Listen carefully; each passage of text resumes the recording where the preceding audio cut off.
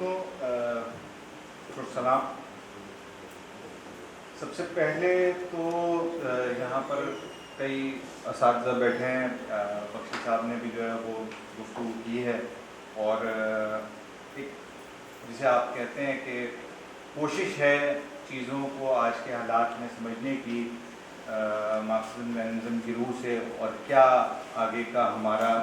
لائے عمل اس کی روشنی میں جو ہے وہ نکل سکتا ہے. تو اس میں کوتاہیاں بھی ہو سکتی ہیں, اس میں غلطیاں بھی ہو سکتی ہیں اور وہ آپ جو ہے وہ مکمل طور پر یہ آزادی رکھتے ہیں کہ آپ اس کے اوپر کھل کر جو ہے وہ تنقید کریں تاکہ جو ہے وہ بحث جو ہے وہ آگے بڑھ سکے. تو جو پیپر ہے اس کو اگر میں اردو میں کہوں تو وہ ٹائٹل اس کا جو ہے وہ آسان سا یہ بن جائے گا کہ دور حاضر میں کیا کیا جائے, کہ آج کے دور میں ہم کس طرح سے مارکسزم لیننزم کو جو ہے وہ ری امیجن کر سکتے ہیں, کہ کس انداز میں اس کو آج کی لڑائی کو جو ہے وہ لڑنے کی ضرورت ہے. اب اس میں دو چیزیں بڑی اہم ہیں کہ جب ہم مارکسزم لیننزم کی بات کرتے ہیں تو دو مسئلے مسائل ہمارے سامنے جو ہے وہ آتے ہیں. ایک پہلا کہ کیا 20ویں صدی کے جو تمام انقلابات ہیں وہ سب ناکام ہو گئے ہیں اور ان سے جو ہے وہ کوئی سیکھ نہیں ہے ملتی, اور اس کا مطلب یہ ہے کہ ہمیں کچھ نیا سوچنا پڑے گا. دوسری اہم چیز کہ کیا اگر وہ انقلابات ٹھیک تھے یا ان سے سیکھنے کو آپ کو کچھ مل رہا ہے تو پھر ان کا فیلئر کیوں ہوا, اور خاص کر اگر آپ چائنا کی بات کریں تو چائنا میں جو ہے وہ اس کے بعد جو ہے وہ ریفارمز کیوں آئے 80 کی دہائی میں, اور کیا نیا مارکسزم اس شکل میں جس شکل میں آپ کو جو ہے وہ چین میں دکھائی دے رہا ہے یا اس شکل میں ہونا چاہیے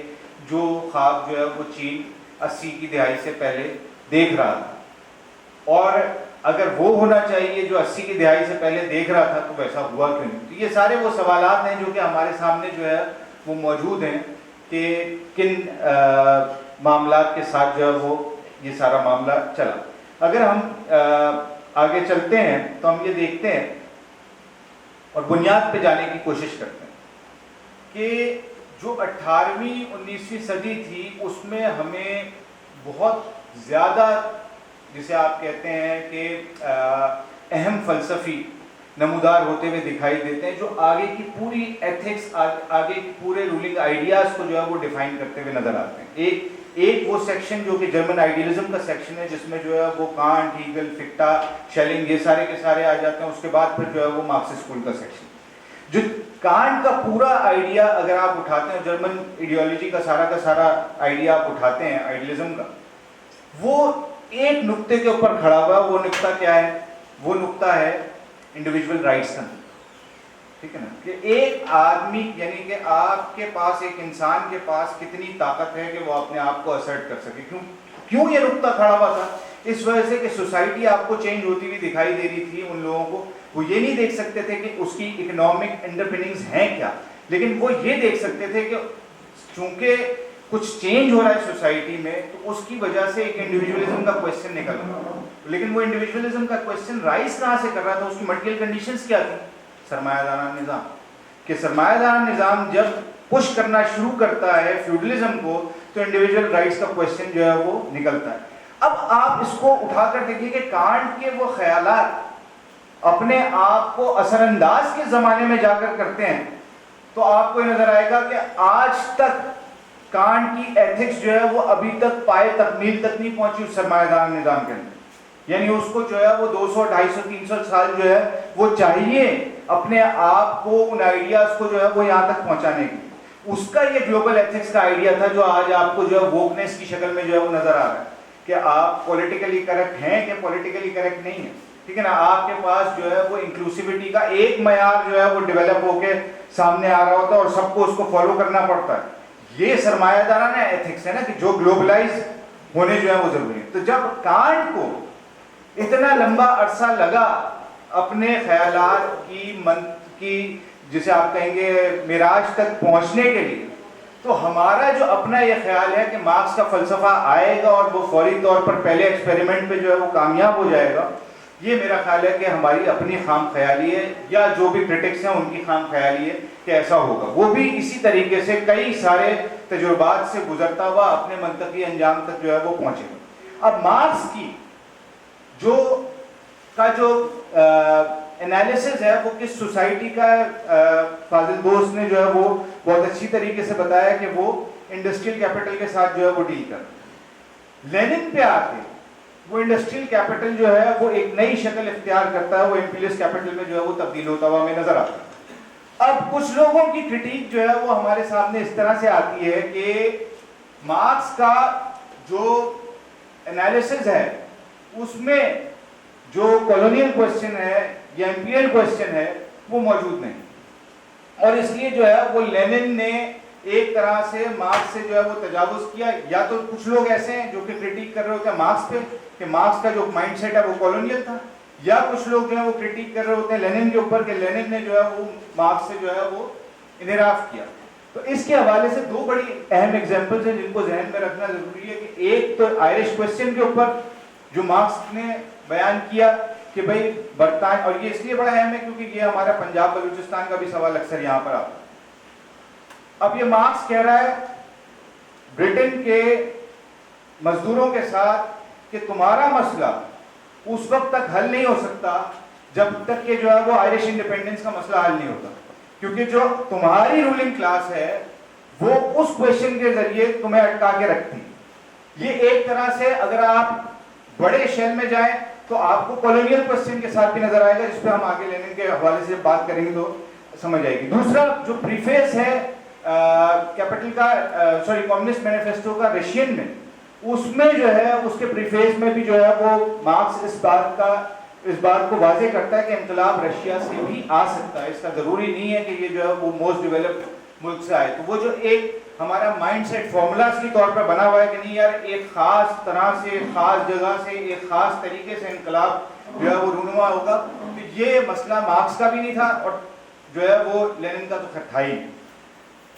تو اچھا, اور یہ جو پوری یہ بھی ایک ڈیبیٹیبل چیز ہے کہ کیا ہاروی کا یہ کلیم کہ مارکس کی کیپٹل کو ایک اسٹیٹ کے اندر کے کیپٹل کے حساب سے جو ہے وہ پڑھنا چاہیے, یا اس کو جو ہے وہ آگے جب امپیریلسٹ دور آ چکا تھا تو اس کی باؤنڈریز کے باہر سے کو دیکھتے ہوئے جو ہے وہ پڑھنا چاہیے. میرا خیال ہے کہ اس کے اوپر بھی جو ہے وہ ایک بحث بنتی ہے کہ میرا اپنا خیال یہ کہ مارکس جو ہے اس نے محدود نہیں کیا تھا کیپٹل کے انالیسس کو اسٹیٹ کی باؤنڈریز کے اندر, اور اس کے اوپر جو ہے وہ لوشیا پردیلا نے بھی جو ہے وہ کام کیا, جو بعد میں مارکس کے جو آرٹیکلز جو ہیں وہ آئے تھے رونما ہوئے تھے ان کے اوپر جو ہے وہ جو انالیسس کیا ہے, اس کی بیسس پہ جو ہے وہ کافی اچھے ثبوت جو ہے وہ ملتے ہیں اس حوالے سے کہ کیپٹل جو ہے وہ جو ہاروی کا کلیم ہے کہ وہ بس ایک اسٹیٹ کی باؤنڈری کے اندر کا انالیسس تھا کیپٹل کا مارکس کا, وہ ایسا نہیں. اب آ جاتے ہیں ہم جلدی سے بڑھتے ہیں لینن کی طرف. تو لینن کی جو آپ کہیں گے کور ایڈیالوجی وہ ایک ایسے ٹائم پہ ڈیولپ ہوتی ہے جس وقت پورا مارکسسٹ کیمپ ایک کنفیوژن کا شکار ہے, ٹھیک ہے نا. اور اس کنفیوژن کو آپ دو چیزوں کے ساتھ جو ہے وہ نقطی کر کے دیکھیں, ایک کاسکی کو اور ایک برنسٹائن. جب یہ لانگ ڈپریشن آتا ہے یورپ کا اور سیکنڈ انٹرنیشنل کے تقریباً تمام ہی جو اکابرین ہیں وہ یہ سمجھتے ہیں کہ بس اب جو ہے وہ انقلاب آنے ہی والا ہے اور یورپ کبھی بھی اس لانگ ڈپریشن سے جو ہے وہ باہر نہیں نکل پائے گا, اس وقت یورپ لانگ ڈپریشن سے باہر نکلنا شروع کرتا ہے. اور جب وہ لانگ ڈپریشن سے باہر نکلنا شروع کرتا ہے تو کورسکی جو ہے وہ ڈینائل میں چلا جاتا ہے, اور کورسکی کہتا ہے کہ نہیں یہ جو ہمارے پاس اسٹیٹسٹکس آ رہے ہیں, یہ جو ہمارے پاس فگرز آ رہی ہیں یہ غلط ہیں, یورپ جو ہے وہ ابھی لانگ ڈپریشن سے باہر آئے ہی نہیں تھا. برنسٹائن دوسری طرف یہ کہتا ہے کہ چونکہ یورپ جو ہے وہ لانگ ڈپریشن سے باہر آ رہا ہے تو اس کا مطلب یہ ہے کہ ہم سرمایہ دار نظام کو کبھی ختم کر ہی نہیں سکتے, اور ہمیں جو ہے وہ اسی کے اندر جو ہے وہ کنسیشنز جو ہے وہ ڈھونڈنے پڑیں گے اور اسی کے اندر جو ہے وہ معاملات کو چلانا پڑے گا. تو ہماری جو پوری لڑائی ہے وہ کنسیشنز کی لڑائی بن جائے گی, جہاں سے آپ کا سوشل ڈیموکریسی کا پھر پورا اسکول جو ہے وہ نکل کر آتا ہے. ایسے میں لینن جو ہے وہ آپ کو وہ بنیاد فراہم کرتا ہے کہ جس کی بیسس پہ یورپ اس پورے لانگ ڈپریشن سے باہر آ رہا ہے, اور وہ بیسس کیا ہے, وہ بیسس ہیں ہم اور آپ کہ امپیریلزم کے پاس وہ طاقت ہے کہ وہ ہماری جیسی کالونیز کا اتنا استحصال کر سکتا ہے کہ اس کے ذریعے جو اس کے اپنے اندر کانٹرڈکشنز ہیں ان کو وہ جو ہے وہ دھیما رکھ سکے. تو جب وہ ان کانٹرڈکشنز کو وہ دھیما کرتا ہے تو وہاں کی کانٹرڈکشنز جو ہے وہ شارپ ہونے کے بجائے مدھم پڑنا شروع ہوتی ہیں اور ہماری طرف کانٹرڈکشنز جو ہے وہ شارپ ہونا شروع ہو جاتی ہیں. اور یہاں سے ایک اور معاملہ جس کو لوگ یہ سمجھتے رہے کہ یہ بھی شاید اسٹالن کی اختراع ہے یا یہ کوئی ڈیفیٹ ہے مارکسسٹ موومنٹ کی کہ سارا انقلاب جو ہے وہ یورپ سے اٹھ کے جو ہے وہ ایسٹ کی طرف شفٹ ہو گیا. تو مارکس جو لینن ہے وہ بالکل اپنے آخری 3 آرٹیکلز میں سے اس کا ایک آرٹیکل ہے بیٹر فیور بٹ بیٹر. اب اس بیٹر فیور بٹ بیٹر کے اندر جو ہے وہ لینن اس چیز کو بڑے واضح طور پر بتاتا ہے کہ اب جرمنی یا کسی اور ڈیولپ ملک میں انقلاب آنے کا کوئی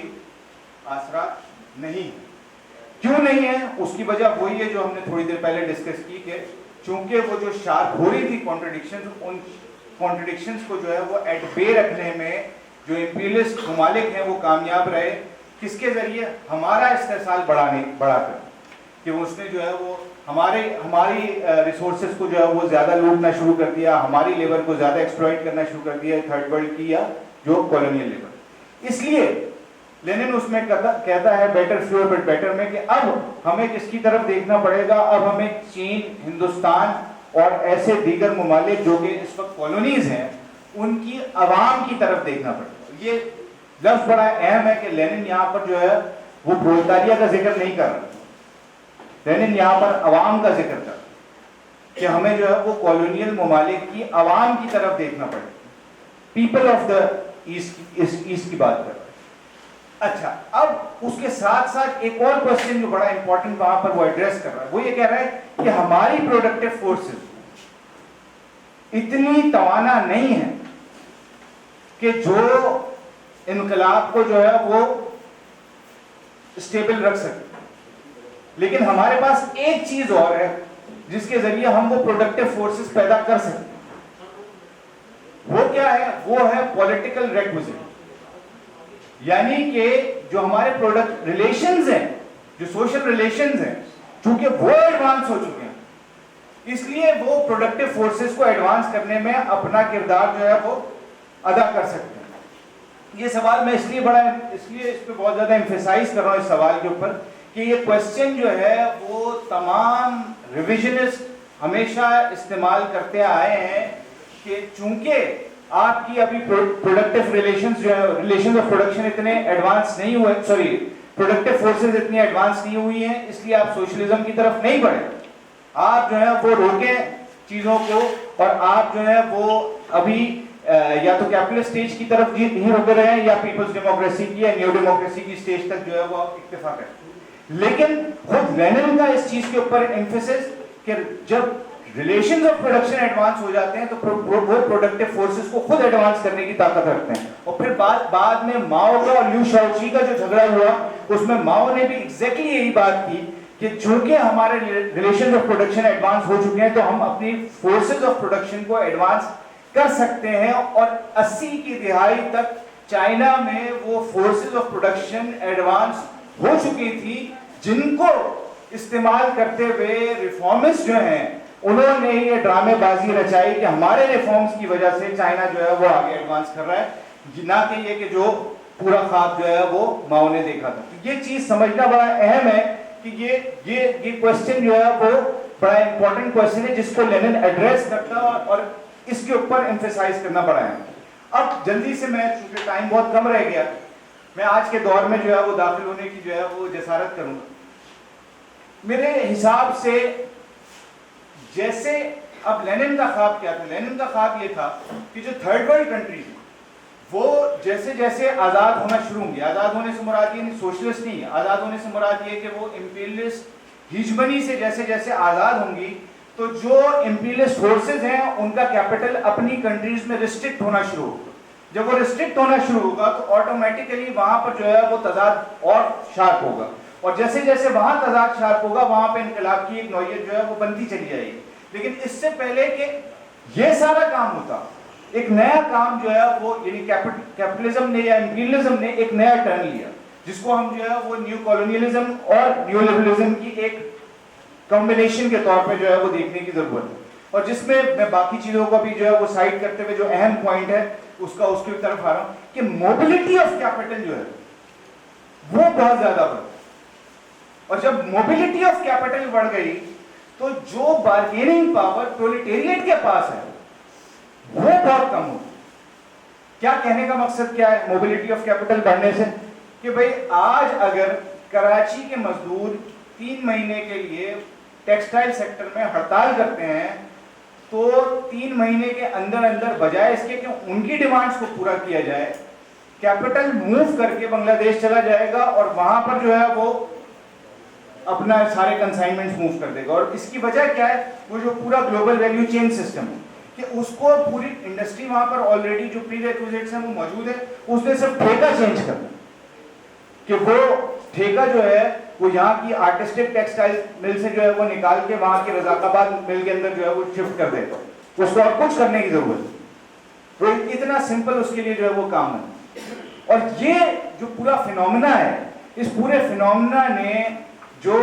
مزدور کی بارگیننگ پاور ہے اس کو بہت بری طرح سے متاثر کیا. ساتھ ساتھ جو نیشنلائزڈ آپ کے پاس اینٹیٹیز ہیں ان کے لیے بھی ایک بڑا مشکل سوال پیدا کرتی ہے, کیونکہ جب آپ کے پاس ایک کیپٹل ایسی صورت حال اختیار کیا ہوا ہے کہ جس کے پاس یہ گنجائش ہے کہ وہ پلک جھپکتے اپنے آپ کو ایک جگہ سے دوسری جگہ شفٹ کر سکتا ہے, اس کے مقابلے میں ایک ایسا کیپٹل جو کہ فکسڈ ہے وہ کبھی بھی اس کا مقابلہ نہیں کر سکتا. اور جو اکثر آپ کے سامنے جو ہے وہ پرائیویٹ اینٹیٹی ورسز جو ہے وہ نیشنل اینٹیٹی کی ڈیبیٹ آ رہی ہوتی ہے, اس کے اندر یہ سوال بڑا اہم ہے. تو جو نیشنل بورژوازی ہے وہ بہت کمزور ہو جاتی ہے اس سارے معاملے کے اندر. تو ایک تو جو اہم چیز ہے وہ یہ کہ نیشنل بورژوازی کے اندر آج سے نہیں, میرا خیال ہے 60s 70s کے اندر سے ہی اب وہ طاقت ہی موجود نہیں کہ وہ امپیریلزم سے لڑ سکے, یا نیشنل بورژوازی اس طرح سے ایگزسٹ ہی نہیں کر رہی, ٹو بی ویری فرینک. اب اس نیشنل بورژوازی کے بجائے جو ہمیں ریلائی کرنا پڑے گا وہ وہی ماڈل ہے جو کہ ماؤ کا ماڈل ہے, کہ آپ کو جو نیشنل فرنٹ ہے وہ جو ہے وہ اس کو لیڈ کرتے ہوئے پیزنٹ اور مزدور ہی دیکھنے پڑیں گے. نیشنل فرنٹ کو کیپٹلسٹ لیڈ نہیں کر سکتا, جو پرانا ماڈل یا پرانا خیال تھا وہ ممکن نہیں. دوسری چیز جو بڑی اہم ہے وہ یہ کہ آپ کو ریجنل الائنسز کی ضرورت ہے.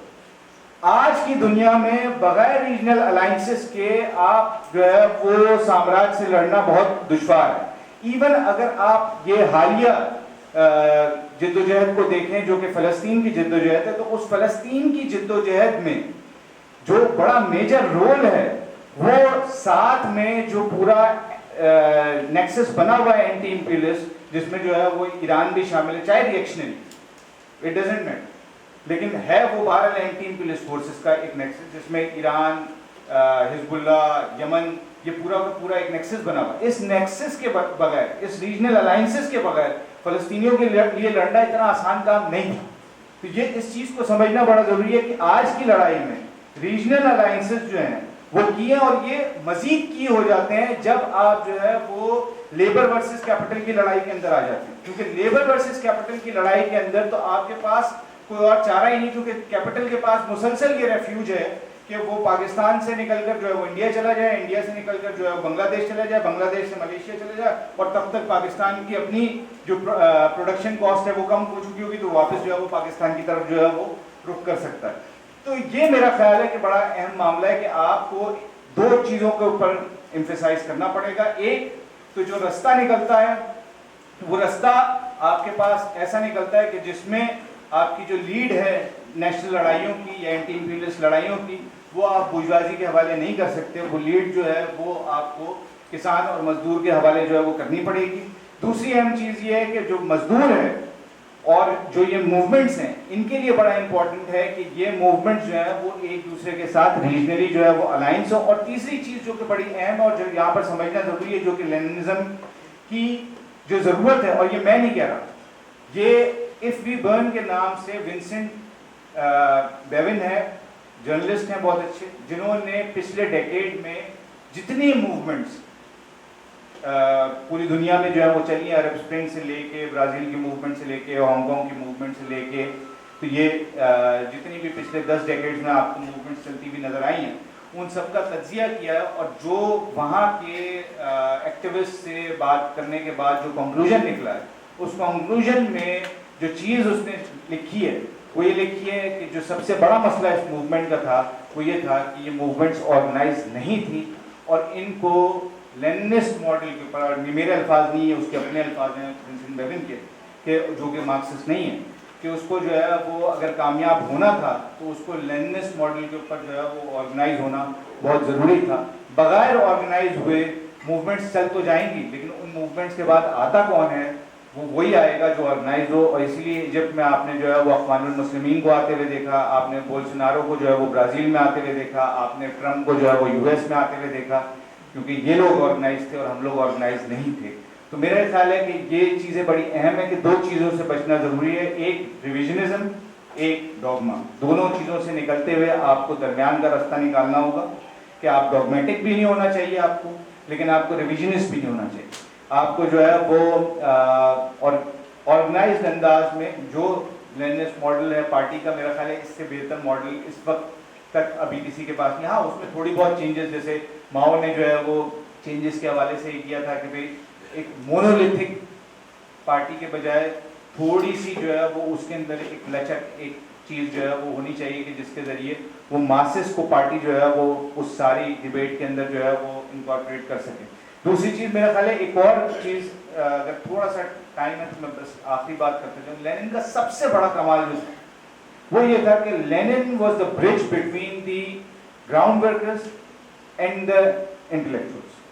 है ना। ट्रॉट्स्की जो है वो इंटेलेक्चुअल कैंप से आ रहा था, स्टालिन जो है वो वर्कर्स के कैंप से आ रहा था, और लेनिन उन दोनों के दरमियान खड़ा हुआ था कि जो दोनों चीज़ों को जो है वो ब्रिज करता था और उसको जो है वो आगे की तरफ लेकर जाता था और उसको चलाता था। तो मेरा ख्याल है कि जो सबसे अहम चीज़ है वो ये कि थ्योरी और प्रैक्टिस को हम किस तरह से अपने मखसूस हालात के हिसाब से डेवलप करते हैं, उसको आगे लेकर जाते हैं, उस पर चीज़ें जो है वो मुनहसर हैं। और इन सारी चीज़ों का जो नए हालात हैं उनका जो है वो एक